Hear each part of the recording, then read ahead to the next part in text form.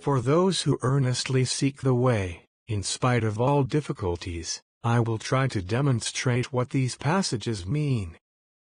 But they must understand that the truth is more rarely met with than the peaches of immortality that grow in the garden of the Queen Mother of the West, or the Itambara flower that blooms only when a wheel-turning king appears. Moreover, the conflict between Nichiren and the various schools surpasses the 8 years of warfare when the governor of Pei and Qiangyu battled for the Empire of China, the 7 years when Yoritomo and Minamori fought for the islands of Japan, the struggles between Chakra and the Isuras, or between the Dragon King and the Garuda birds at Navitapta Lake. The truth of the Lotus Sutra has made its appearance twice in the country of Japan. You should understand that it appeared once with the great teacher Dengyo and again with Nichiren. But the sightless ones doubt this. It is beyond my power to convince them. Shakyamuni Buddha, many treasures Buddha, and the Buddhas of the 10 directions gathered together and judged the relative merits of all the sutras of Japan, China, India, the palace of the Dragon King, the heavens, and all the other worlds of the 10 directions, and this is the sutra they chose. Question: do sutras such as the flower garland, the sutras of the correct and equal period, wisdom, profound secrets, Lankavatara, Mahavaracana, and Nirvana belong to the 9 easy acts group or the 6 difficult acts group? Answer: Tu Shun, Chien, Futsang, and Cheng Quan of the Flower Garland School, who are all masters of the 3 divisions of the canon, state that both the Flower Garland Sutra and the Lotus Sutra belong to the 6 difficult acts category. Though in name they are 2 different sutras, they are identical in their teachings and principles. It is similar to the statement, though the 4 perceptions of reality are separate, the truth they point to is identical. The Tripitaka master Suotsang and the great teacher Tzien of the Dharma characteristics school state that the Profound Secrets Sutra and the Lotus Sutra both expound the consciousness-only doctrine. They date from the 3rd period of the Buddha's teaching and belong to the 6 difficult acts category. Kite-Sang of the 3 treatises school asserts that the Wisdom Sutra and the Lotus Sutra are different names for a single entity, 2 sutras that preach one teaching. The Tripitaka masters Shan Wu Wei, Qin Kangqi, and Pu Keung of the True Word School say that the Mahavaracana Sutra and the Lotus Sutra are identical in principle and that both belong to the 6 difficult category. But the Japanese True Word leader Kobo says that the Mahavaracana Sutra belongs neither to the 6 difficult nor to the 9 easy category. The Mahavaracana Sutra, according to him, stands apart from all the sutras preached by Shakyamuni Buddha, since it was preached by the thus come one Mahavaracana, a Buddha of the Dharma body. Likewise, some persons assert that, since the Flower Garland Sutra was preached by the thus come one of the reward body, it stands outside the categories of 6 difficult and 9 easy. Such, then, are the views put forth by the founders of these 4 schools. The thousands of students of these schools likewise subscribe to the same views.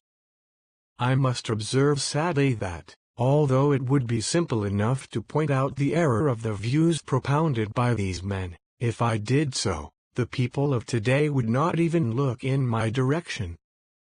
They would go on in their erroneous ways and, in the end, would slander me to the ruler of the country and put my life in jeopardy.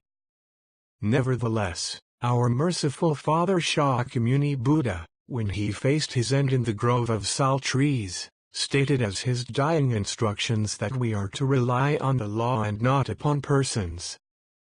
Not relying upon persons means that when persons of the 1st, 2nd, third, and fourth ranks preach, even though they are bodhisattvas such as Universal Worthy and Manjushri, who have attained the stage of near-perfect enlightenment. If they do not preach with the sutra in hand, then they are not to be accepted.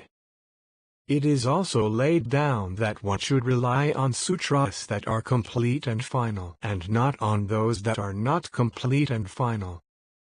We must therefore look carefully among the sutras to determine which are complete and final, and which are not, and put our faith in the former. Bodhisattva Nagarjuna in his commentary on the 10 Stages Sutra states, "Do not rely on treatises that distort the sutras. Rely on those that are faithful to the sutras." The great teacher Tiantai says, "That which accords with the sutras is to be written down and made available. But put no faith in anything that in word or meaning fails to do so." The great teacher Dengyo says, "Depend upon the preachings of the Buddha, and do not put faith in traditions handed down orally." Enchin, also known as the great teacher Chisho, says, in transmitting the teachings, rely on the written words of scriptures. To be sure, the leaders of the various schools whose opinions I have quoted above all appear to base themselves on some groups of sutras and treatises in attempting to establish which teachings are the most superior. But these men all cling firmly to the doctrines of their own school and perpetuate the erroneous views handed down from their predecessors, so that their judgments are characterized by twisted interpretations and personal feelings. Their doctrines are no more than private opinions that have been dressed up and glorified. The non-Buddhist schools of such men as Vatsa and Vipulya, which appeared in India after the Buddha's passing, are even more wrong in their views and more cunning in their doctrines than their counterparts before the Buddha, because they borrowed ideas from Buddhism. Similarly, since the introduction of Buddhism to China in the later Han Dynasty, non-Buddhist views and writings have become even more wrong and cunning than the pre-Buddhist writings of Confucianism that deal with the 3 sovereigns and 5 emperors of antiquity. Also, the teachers of the flower garland, Dharma characteristics, true word, and other schools, jealous of the correct doctrines of the Tiantai school, brazenly interpret the words of the true sutra in such a way that they will accord with the provisional teachings. Those who seek the way, however, should reject such one-sided views, transcending disputes between one's own school and others, and should not treat others with contempt. In the Lotus Sutra the Buddha says, "Among the sutras I have preached, now preach, and will preach." This Lotus Sutra is the most difficult to believe and the most difficult to understand.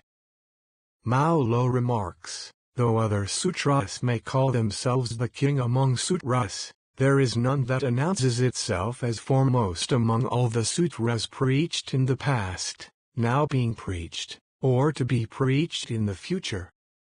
He also says, concerning the Buddha's statement that this wonderful sutra surpasses all those of past, present, and future, there are those who persist in going astray. Thus, they commit the grave fault of slandering the sutra and for many long kalpas are subjected to sufferings. Startled by these passages in the sutra and its commentaries, I examined the entire body of sutras and the expositions and commentaries of the various teachers, and found that my doubts and suspicions melted away. But now those foolish true word priests rely upon their mantras and mantras and believe that the true word school is superior to the Lotus Sutra, simply because the great teacher Jikaku and their other teachers have assured them that the true word is superior. Their views are not worthy of discussion.